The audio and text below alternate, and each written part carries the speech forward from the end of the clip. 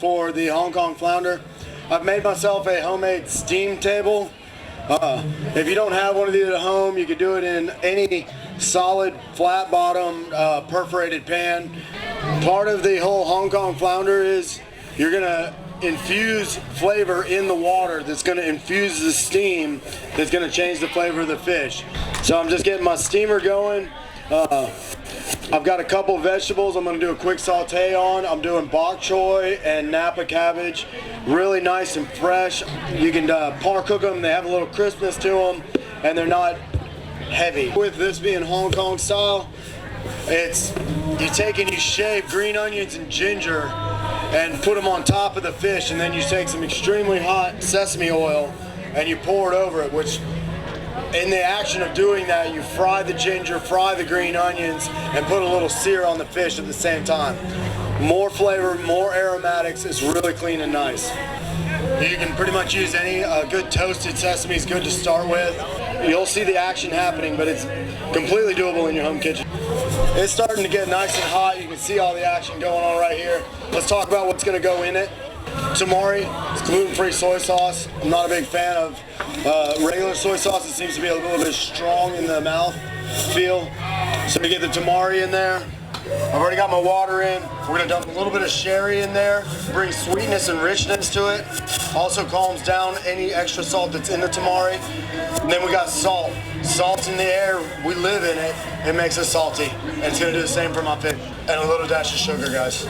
Everything's coming to a simmer right now. That's right where I want to be. I'm getting my pan back in there, lid on it, and then I cut them into small pieces like these fillets. We're gonna lay them in here and just get this pan steaming the best we can.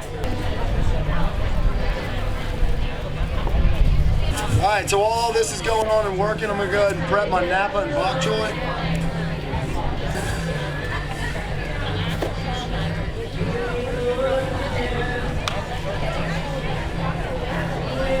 So what is this? Napa cabbage. Napa cabbage. So I'm going to quarter it down first, and for this application I'm going to use the leafiest, greeniest part because I want it to be real bright and light and just super chop. Just get it ready.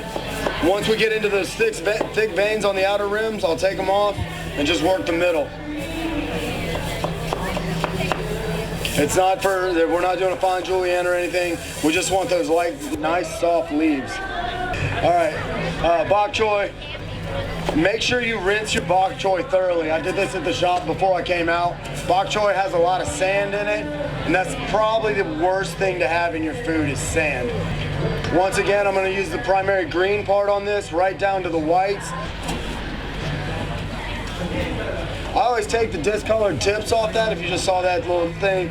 I just don't like where it's been browned or beat up in transport. I like pretty food.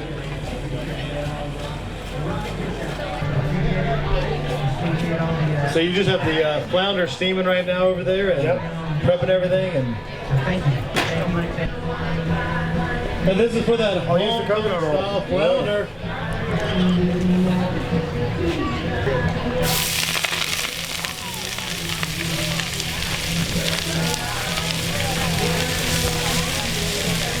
How's it going, Rob?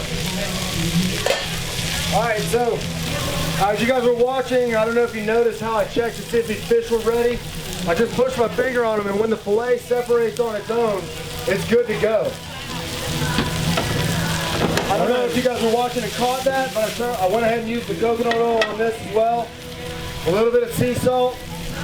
On top of these fish, I've got shaved ginger.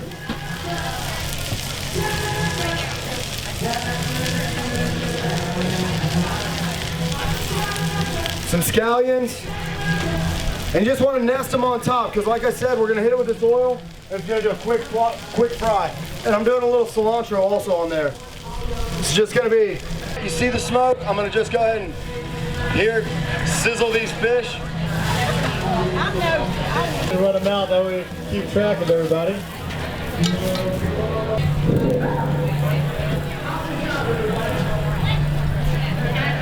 Yeah, you want to do number 3, though? You got this? All right.